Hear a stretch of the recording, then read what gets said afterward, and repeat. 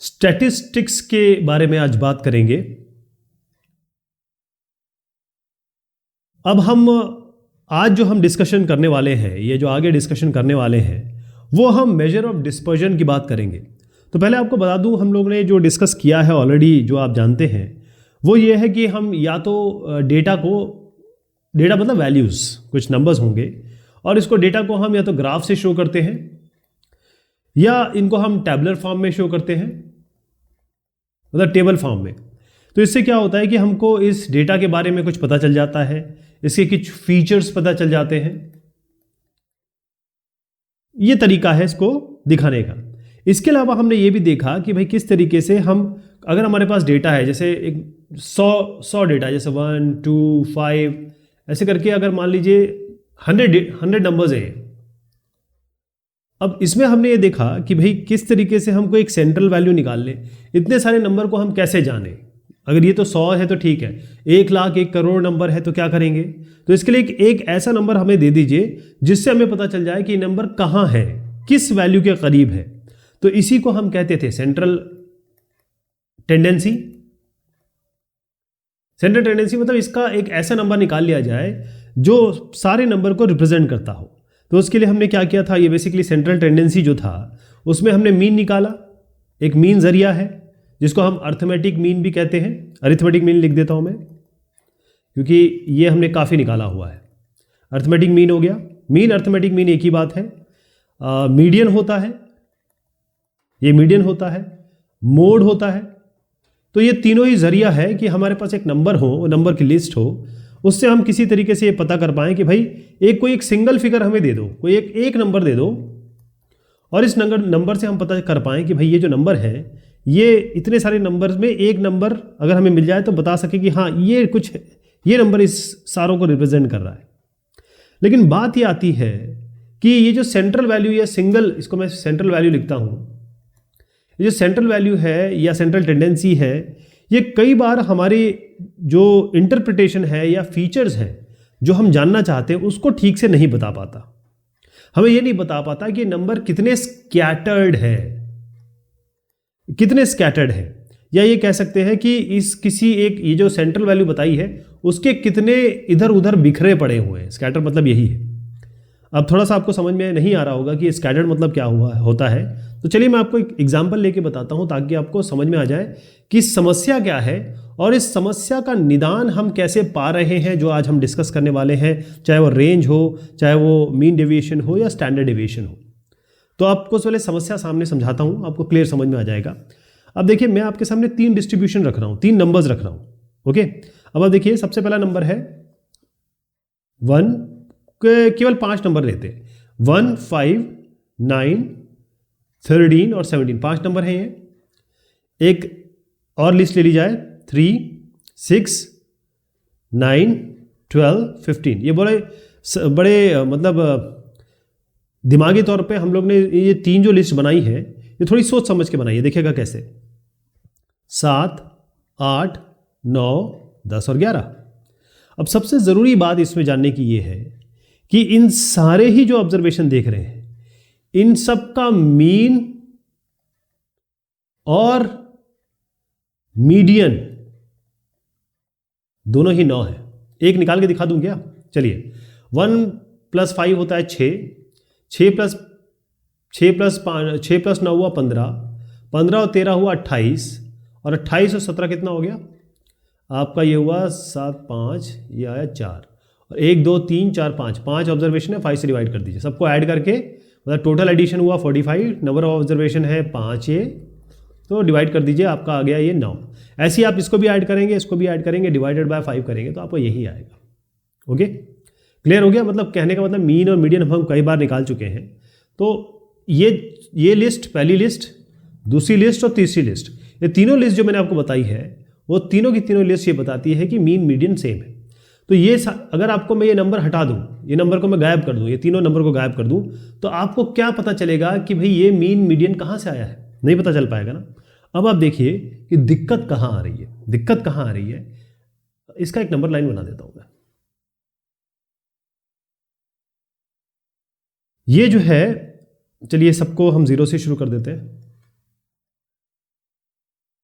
अब आप देखिए पहला नंबर कहाँ है, यहाँ 1 है, ये 1 है, ठीक। और फिर उसके बाद हम 5 डालते हैं, 1 2 3 4 5, 5 ये हो गया, और आपका फिर 5 6 7 8 9, 9 ये हो गया, एंड 11 12 13 14 15 16 17, ठीक है। ये हमारी डिस्ट्रीब्यूशन हो गया। इसी तरीके से इसको डिस्ट्रीब्यूट कर देंगे। अब मैं ज़रा आखिरी का दिखाता हूँ आपको। ये 0 है, 1 2 3 4 5 6 7 8 9 10 11, ये आपका मैंने बताया मीन है और मीडियन है, दोनों ही सेंट्रल टेंडेंसी है। यहाँ पर मीन और मीडियन है। अब मैं इसको बनाऊंगा नहीं क्योंकि आपको प्रॉब्लम यहीं से समझ में आ जाएगी। इसको भी बनाएंगे तो सेम चीज़ आपको दिखाई देगी। अब देखिए कि अगर ये मीन है 9, तो इससे हमें लग रहा, पता चल रहा है कि सारे नंबर जो है वो तकरीबन 9 के आसपास है। इससे भी हमें पता लग रहा है इसका भी मीन और मीडियन 9 है, तो हमें लग रहा है सब कुछ 9 के पास है। तो 9 से कितना दूर है बाकी नंबर? अब देखिए यहाँ से 9 एक लेवल, मतलब 1 यूनिट के डिफरेंस पे है, यहाँ एक लेवल 2 लेवल के डिफरेंस पे है, 1 लेवल के डिफरेंस पे है, 2 लेवल के डिफरेंस पे है। यानी इसका जो स्कैटरिंग है, इसका जो फैलाव है वो 9 के करीब ही करीब है। या तो ये गोला मैं बना दूं या ये गोला बना दूं, कितने करीब लग रहा है ये। लेकिन अगर मैं यहाँ पर 9 हम मीन और मीडियन मान रहे हैं इसका, जो कि मैंने निकाल के भी दिखाया आपको, इसका वाकई में 9 है, तो इसका वेरिएशन कितना हो रहा है इसके साथ? 9 और 13 मतलब 4 का वेरिएशन है। यहाँ पर भी 4 का वेरिएशन है। यहाँ पर देखिए 9 और 1, ये तो ज़बरदस्त वेरिएशन हो गया, 8 का वेरिएशन हो गया। और 9 और 17, यहाँ पर भी 8 का वेरिएशन हो गया। मतलब अगर मैं इसका ये बताऊं कि ये कहाँ पर है, तो एक गोला ये बनेगा और एक गोला ये बन जाएगा। मतलब गोला मैं अपने आप से बना रहा हूँ, इसका कोई गोले का कोई तात्पर्य नहीं है, बस आपको बताना चाह रहा हूँ कि यहाँ से वेरिएशन कितना है। यहाँ से इसका वेरिएशन केवल यहाँ से इतना तक है, और यहाँ से वेरिएशन कितना है, यानी कि स्कैटरिंग जो फैलाव है नंबर का वो बहुत ज़्यादा है। तो ये जो नंबर रिप्रेजेंट कर रहा है वो इन सारे, ये जो 9 रिप्रेजेंट कर रहा है इन नंबरों को नहीं रिप्रेजेंट कर रहा ठीक से। लेकिन अगर मैं 9 कहता हूँ इसका मीन है और इसी का मीडियन है इस नंबर का, तो हाँ ये अच्छे से रिप्रेजेंट कर रहा है। आपको समझ में आ रहा है प्रॉब्लम क्या है? ठीक, इसका मतलब ये है कि यहाँ पर क्लस्टरिंग जो हो रही है ये मीन और मीडियन के आसपास हो रही है, यानी सेंट्रल वैल्यू के आसपास हो रही है, और ये आसपास है 9 के, तो ये अच्छी रिप्रेजेंटेशन है। यहाँ तो हम चीज़ें सही कह सकते हैं। और अगर मैं इसको बनाऊंगा तो भी आपको यही प्रॉब्लम दिखाई देगी। अब आपको प्रॉब्लम समझ में आ गई? चलिए अभी एक एग्जांपल मैं और लेता हूँ तो आपको और क्लियर हो जाएगा कि हमारा मसला क्या है, हमारा मुद्दा क्या है। देखिएगा, बहुत वो जो आप समझते हैं ना उसी तरीके का एग्जाम्पल देता हूँ। देखिए एक बैट्समैन है B1, क्रिकेटर, एक बैट्समैन है जो खेलता है बैट्समैन, और दूसरा बैट्समैन B2 है। अब ये बैट्समैन और 1 और 2, इसने पहली इनिंग, पहली बार ये गेम खेलने गया, दूसरी बार खेलने गया, तीसरी बार खेलने गया, 4 5 6 7 8 9 10। पहली बार ये खेलने गया, इसने बनाए 30, दूसरी बार खेलने गया, इसने बनाए 91, फिर 0, फिर इसने बनाया 64, फिर 42, फिर 80, फिर 30। एक बार तो ये 5 पे ही आउट हो गया। एक बार इसने कमाल ही कर दिया, 117 बना दिए सेंचुरी के ऊपर, एक बार 71 बना दिया। अब आप देख रहे हैं, अब अगले वाले को ले लेते हैं। ये बैट्समैन है, ये इसी इनिंग में दोनों खेलने गए। इन्होंने क्या किया, पहले वाले मैच में बनाए 53, दूसरे में बनाए 46, तीसरे में बनाए 48, फिर 50 बनाया इन्होंने, 53 बनाया इन्होंने, फिर आप कहेंगे 53 अगली बार दोबारा बनाया, फिर 58 बनाया, फिर उसके बाद 60 बनाया, फिर 57 बनाया, और उसके बाद 52 बनाया। अब देखिएगा, फिर से वही बात लेके आ रहा हूँ मैं। इनका मीन और मीडियन निकालेंगे। मीन निकालने का सीधा तरीका, इनको जोड़ दीजिए, divided by number of observation कर दीजिए, 10 से डिवाइड कर दीजिएगा। तो वो हमारा मुद्दा नहीं है। हमारा मुद्दा आपको प्रॉब्लम समझाना है कि बेसिकली हम इस मेजर ऑफ डिस्पर्जन पे या range, mean deviation, standard deviation पे जाते क्यों हैं, वाई, कारण क्या है। देखें, इसका अगर मैं मीन निकालूं, सबको जोड़ दूं और डिवाइडेड बाय 10 कर दूं, और मीडियन तो खैर आप जानते ही हैं, इनको हम अरेंज कर देंगे असेंडिंग डिसेंडिंग ऑर्डर में, बीच का उठा लेंगे मीन मीडियन। तो अगर बैट्समैन 1 का देखें तो आपका ये आता है तकरीबन 53, और बैट्समैन 2 का भी 53 आता है। कमाल की बात है, मीडियन भी 53 आता है। ये इनका बैट्समैन 1 का, बैट्समैन 2 का भी 53 आता है। अब आपके दिमाग में एक सवाल आना चाहिए। सवाल ये है कि ये जो बैट्समैन, अगर मैं अब इन बैट्समैन को हटा दूँ, ये चीज़ें गायब कर दूँ, तो आपको लगेगा बैट्समैन 1 बैट्समैन 2, अब मुझे इनको टीम में लेना है, तो किसको लूँगा? मैं दोनों को ले लूँगा, है ना? या फिर किसी एक को लेना होगा, तो मैं कैसे तय करूँगा किसको लेना है मुझे केवल मेरे पास एक ही सीट है और एक को लेना, तो कैसे लूँगा मैं, कैसे पता करूँगा? इससे तो मुझे बिल्कुल सारे आंकड़े एक जैसे दिख रहे हैं इनके। तो अब आता है यहाँ पर जो सेंट्रल वैल्यू से कितनी स्कैटरिंग है या बीच की वैल्यू से, ये मीन और मीडियन से कितनी दूरी पर बाकी नंबर से, वो देखना होगा। क्लियर? देखिए, पहला वाला बैट्समैन एक बार डक पे आउट होता है। बैट्समैन 1 जो है, इसका मिनिमम क्या है? 0, मैक्सिमम क्या है? 117। कमाल ही कर दिया इन्होंने, 117। लेकिन जो बैट्समैन 2 है, अगर इसका मिनिमम देखा जाए, मिनिमम इसका है 46, इससे कम इन्होंने कभी नहीं बनाया। 46 से कम कभी बनाया ही नहीं साहब ने, बैट्समैन 2। और अगर इसका मैक्सिमम देखा जाए तो ये आ रहा है 60 से ज़्यादा कभी नहीं बनाया इन्होंने। लेकिन आप ये देख रहे हैं कि ये है कंसिस्टेंट बैट्समैन, ये हमेशा अच्छी बैटिंग करता है। आपको 46 नंबर रन तो ये देगा ही देगा, मिनिमम 46 नंबर ये देगा ही देगा। जबकि बैट्समैन 1 का कोई भरोसा नहीं है, एक बार ये 0 बनाता है, एक बार ये 117 बनाता है। तो बेसिकली हमको ये जो मीन और मीडियन है ना, ये रिप्रेजेंट नहीं कर पाता, ये ठीक से बता नहीं पा रहा है कि इसका वेरिएशन कितना है। अगर सेंट्रल वैल्यू 53 है तो हर बार 53 होना चाहिए ना, नहीं है, 0 और 117 आ रहा है। यहाँ पर क्या है? 53, इसका हर बार 53 होना चाहिए, और 53 आ भी रहा है। 46 भी 53 के करीब है और 60 भी 53 के करीब है, ये भी दोनों 53 के करीब है। चाहे मीन ले लीजिए, चाहे आप मीडियन ले लीजिए, है ना? तो हम बैट्समैन 1 को सिलेक्ट करना चाहेंगे, जबकि इससे हमें पता ही नहीं चल पा रहा है। तो ये हमें पता करने के लिए हमें पता होना चाहिए कि भाई एक नंबर जो आपने सेंट्रल वैल्यू निकाल के दिए, इसके इर्द गिर्द कितने वेरिएशन है, मतलब बाकी नंबर कितनी कितनी दूरी पे है। बहुत ज़्यादा दूरी पे है तो वो हमारे लिए कोई फायदेमंद रहेगा ही नहीं, है ना? जो पास पास रहेंगे, जो सारे नंबर पास पास में, तो हम कह सकते हैं हाँ, जो सेंट्रल वैल्यू आपने दी है बड़ी अच्छी दी है भाई, बहुत ही अच्छा काम किया है। क्लियर हो गया? अब मैं आपको एक ज़रूर चीज़ बताऊंगा, फिर अगली बार हम मीन डिविएशन का डिस्कशन करेंगे। देखिए, सबसे पहली चीज़ ये है कि किसी सेंटर, मैं आपको बता रहा हूं मेजर ऑफ डिस्पर्शन। अच्छा, इसे अंग्रेजी में बिल्कुल मत जाइए, डिस्पर्शन क्या होता है, स्कैटरिंग क्या होती है, कुछ नहीं समझिए। इसका मतलब होता है डिग्री ऑफ स्कैटर्डनेस। सीधा सा मतलब है कि एक वैल्यू के आसपास कितनी दूरी पर वैल्यू है, बस। ये सेंटर वैल्यू है तो इसे कितनी दूरी पर है, इतनी दूरी पे या इतनी दूरी पे, बस ये देखना है आपको। और जितना ये करीब होंगे उतना आप कहेंगे ये सब इसके पास है, और जितनी दूरी पे होंगे आप ये कहेंगे उतना सेंट्रल वैल्यू से दूरी पे है, और सेंट्रल वैल्यू इनको रिप्रेजेंट नहीं कर पा रहा है।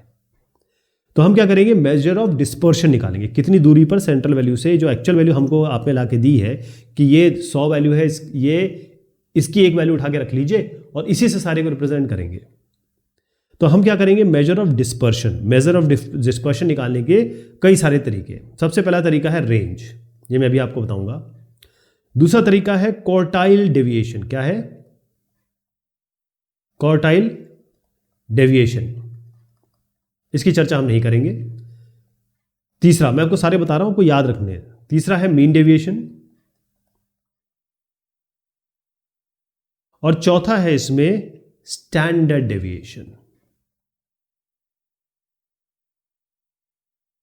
अब इसमें जरा एक चीज बताना जरूरी है, वो ये है कि ये क्वार्टाइल डेविएशन आपके डिस्कशन में नहीं है इसलिए नहीं बता रहा हूं, लेकिन रेंज है, और रेंज की समस्या भी आपको बताता हूं। मीन डेविएशन है, उसकी भी समस्या होगी कुछ, और स्टैंडर्ड डेविएशन की भी समस्या होने वाली है। तो ये सब हम कब निकालते हैं, क्यों निकालते हैं, किस डेटा पे ये सही काम करता है, हर डेटा पे हर चीज़ सही काम करे, ये आप बिल्कुल दिमाग से निकाल दीजिए। अगर आप बोलेंगे मैं हर बार मीन डेविएशन निकालूंगा, तो ऐसा नहीं है। हर बार स्टैंडर्ड डेविएशन निकालूंगा, तो ऐसा नहीं है, राइट? तो पहली चीज़ हम बताएंगे, पहली चीज़ डिस्कशन कर लें, उसके बाद अगली बार मैं मीन और स्टैंडर्ड डेविएशन आपको बताऊंगा। तो पहले रेंज के बारे में समझ लीजिए। रेंज है क्या? रेंज का मतलब क्या है? रेंज समझ रहे हैं ना आप? रेंज का मतलब कितनी दूरी पे है। रेंज का मतलब है difference between two extreme observation of the distribution. Range का मतलब है कि, इसका फॉर्मूला लिख देता हूं। रेंज का मतलब है कि maximum value minus minimum value. समझना चाहेंगे इसको? चलिए, एग्जांपल तो अपने पास है ही, चलिए एग्जांपल ले लेते हैं। अपने पास एग्जांपल तो है ही। यहां पर आइए, रेंज निकाल लें इसका। B1 का रेंज निकाल लेते हैं हम। बैट्समैन B1 का रेंज निकाल रहे हैं। आपको बताया था मिनिमम मैक्सिमम वैल्यू क्या है, मिनिमम है मैक्सिमम है 117, मिनिमम क्या है 0, ये हमने समझा था अभी, तो 117 आ गया। और B2 की रेंज क्या है, मैक्सिमम मिनिमम, ये 60 था, आपको बताया था मैंने 60 और 46, 60 माइनस 46 कितना आ गया साहब, ये आपका 14 आ गया। तो इसका मतलब ये है कि जो रेंज है स्कोर्स का बैट्समैन B1 का बहुत ज़्यादा है और इसका बहुत कम है।